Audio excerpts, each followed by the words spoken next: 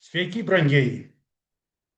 Aš kaip Lietuvos valstybės pirmoji galva turiu priminti šios dienos istoriją.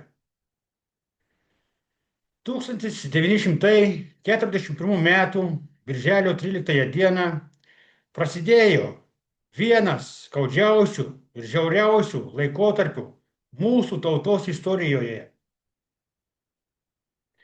Ta naktį Sovietų Sąjungos okupacinė valdžia pradėjo masinius gyventojų trėmimus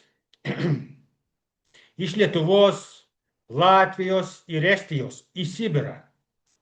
Per kelias dienas iš savo namų buvo prievarta išplėšti tūkstančiai Lietuvos žmonių, moterų, vyrų, vaikų, senelių. Buvo tremiami mokytojai, ūkininkai, karininkai, valstybės tarnautojai, dvasininkai, inteligentija, žmonės, kūrė šalį ir jos ateitį. Jie buvo gabenami gyvuliniuose vagonuose, nežmoniškomis sąlygomis, be žinojimo, kur ir kodėl. Tūkstančiai jų nebegrįžo. Daugelis mirė nuo bado, šalčio, ligų, nežmoniško darbo arba buvo nužudyti.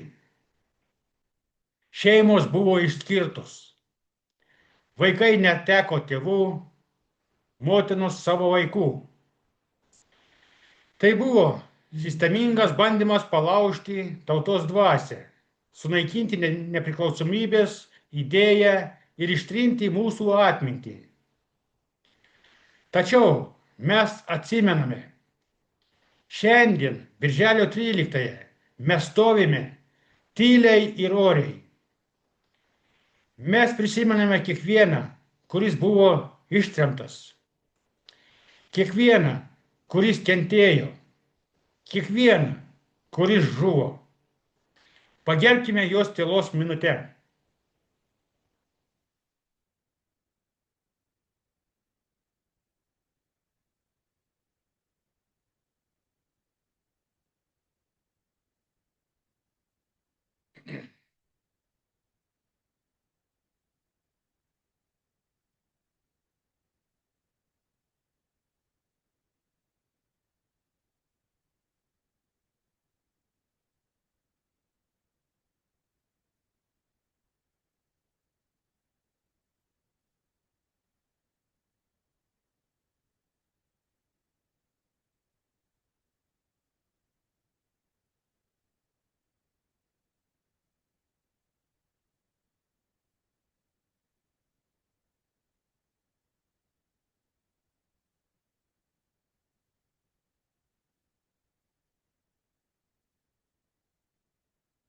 Tai ne tik istorijos pamoka, tai mūsų sąžinės klausimas.